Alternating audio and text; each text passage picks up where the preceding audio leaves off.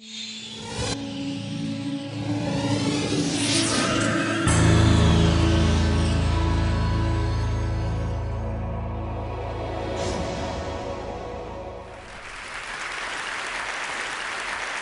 going to talk about a new lecture just for TED, and I'm going to show you some illusions that we've created for TED, and I'm going to try and relate this to happiness. And what I was thinking about with happiness is what gives happiness, or happiness which I equate with joy, in my particular area. And I think there's something very fundamental, and I was thinking about this. And it's in terms of both illusions and movies that we go see and jokes and magic shows, is that there's something about these things where our expectations are violated in some sort of pleasing way. You go see a movie and it has an unexpected twist, something that you didn't expect, and you find a joyful experience. You look at the sort of illusions in my book and it's not as what you'd expect, and there's something joyful about it. And it's the same thing with jokes and all these sort of things. So what I'm going to try and do in my lecture is go a little bit further and see if I can violate your expectations in a pleasing way. I mean, sometimes expectations that are violated are not pleasant, but I'm going to try to do it in a pleasant way, in a very primal way, so I can make the audience here happy. So I'm going to show you some ways that we can violate your expectations. First of all, I want to show you a particular illusion here. I want you, first of all, when it pops up on the screen, to notice that the two holes are perpendicular to each other. These are all perceptual tricks. These are real objects that I'm going to show you.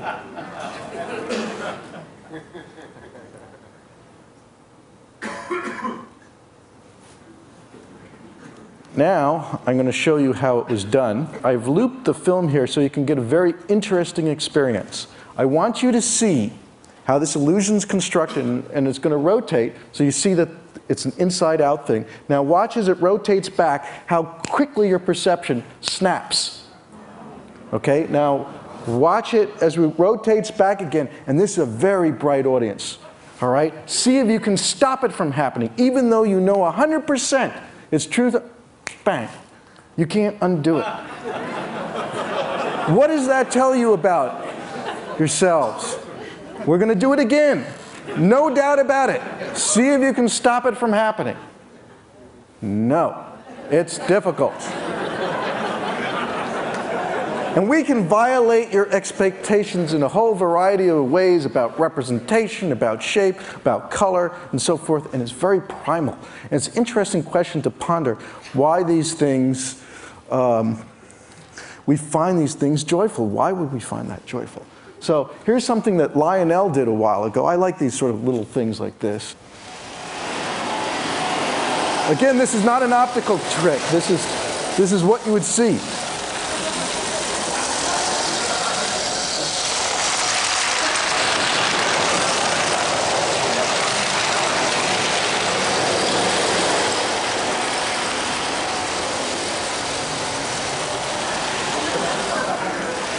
In other words, it's not a camera cut. It's a perceptual trick.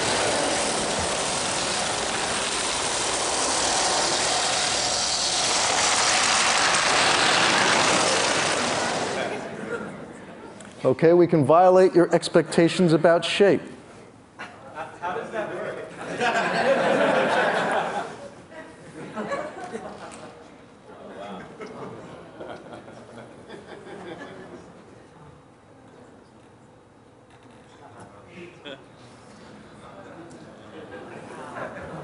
We can violate your expectations on representation, what an image represents. What do you see here? How many of you here see dolphins? Raise your hand if you see dolphins. Okay, those people who have raised their hands afterwards, the rest of the audience, go talk to them. All right? Actually, this is the best example of priming by experience that I know. If you are a child under the age of 10 who haven't been ruined yet, you will look at this image and see dolphins. Now, some of you adults here are saying, what dolphins, what dolphins? But in fact, if you reverse the figure ground, in other words, the dark areas here, I forgot to ask for a pointer, but if you reverse, you'll see a whole series of little dolphins. By the way, if you're also a student at Caltech, they tend also to just see the dolphins. It is based on experience.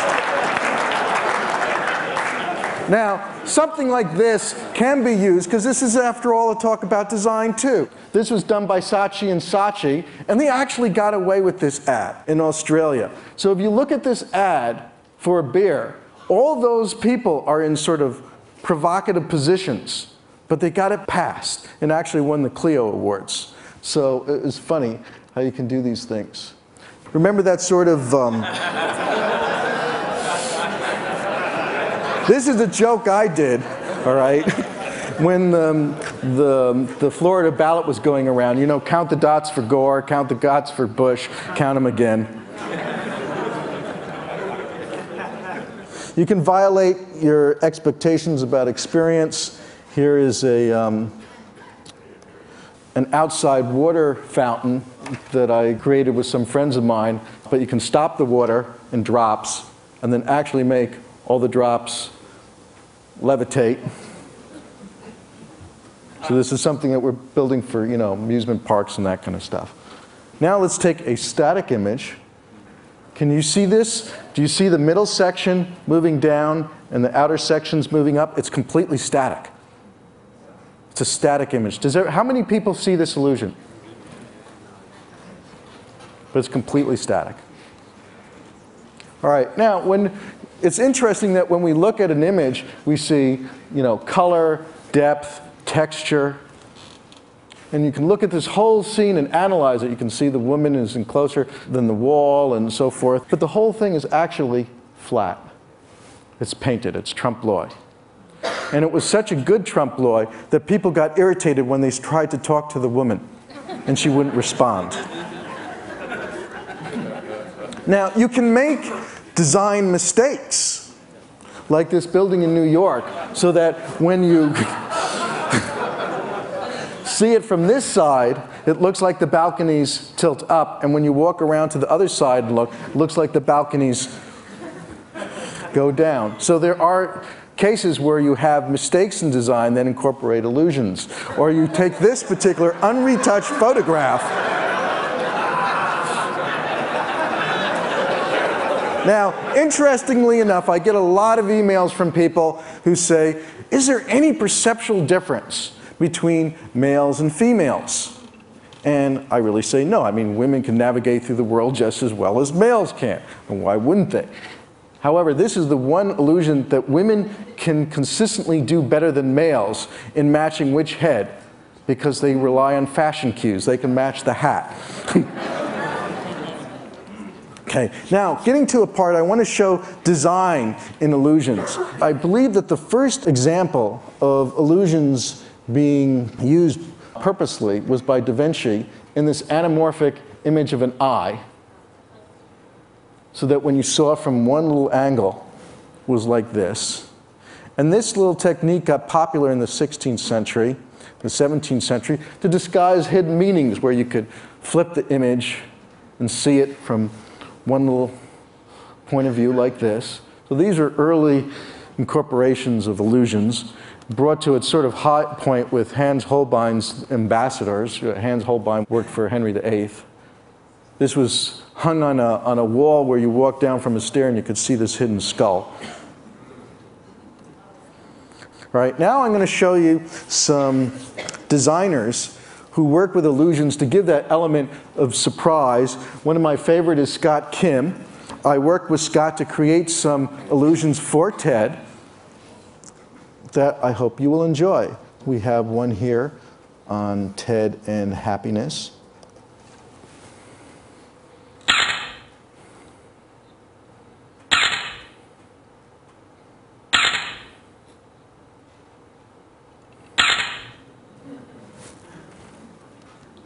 Okay, now, Arthur hasn't talked yet, but his is going to be a delightful talk. And he has some of his really fantastic machines outside.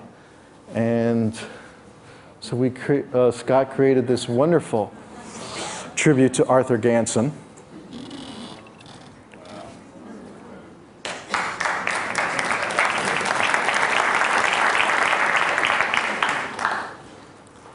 Well, there's analog and digital.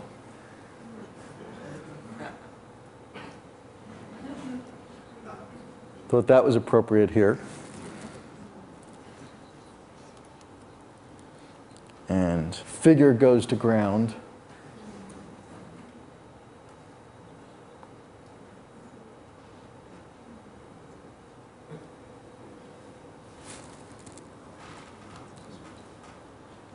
And for the musicians,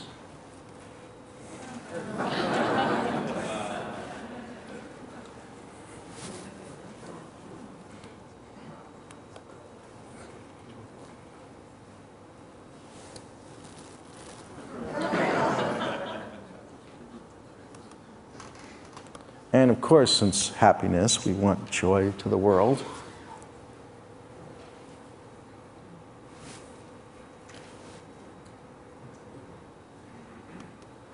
Now, another great designer, he's very well known in Japan, Shigeo Fukuda, all right? And he just builds some fantastic things. This is simply amazing. This is a pile of junk that when you view it from one particular angle,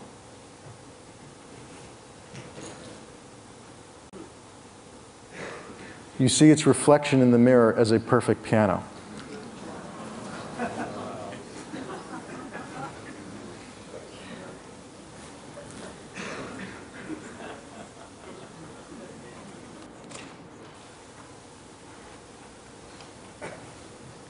Pianist.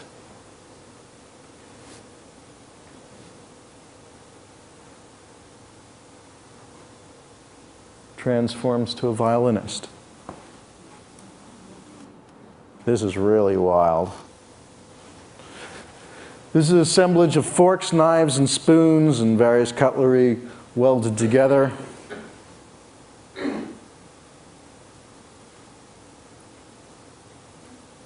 Look at a shadow of a motorcycle. You learn something in the sort of thing that I do, which is there are people out there with a lot of time on their hands. Ken Knowlton does wonderful composite images, like creating Jacques Cousteau out of seashells, unretouched seashells, but just by rearranging them. He did Einstein out of dice, because after all, Einstein said God does not play dice with the universe. Bert Herzog out of unretouched keyboards. Will Short's crossword puzzle. John Cedarquist does these wonderful trompe-l'oeil cabins.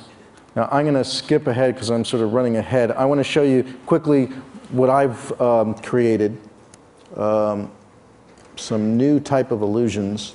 I've done something with taking the Pixar type illusions. So you see these kids that are the same size here, running down the hall. The two tabletops are the same size. They're looking out two directions at once. You have a larger piece fitting in within smaller.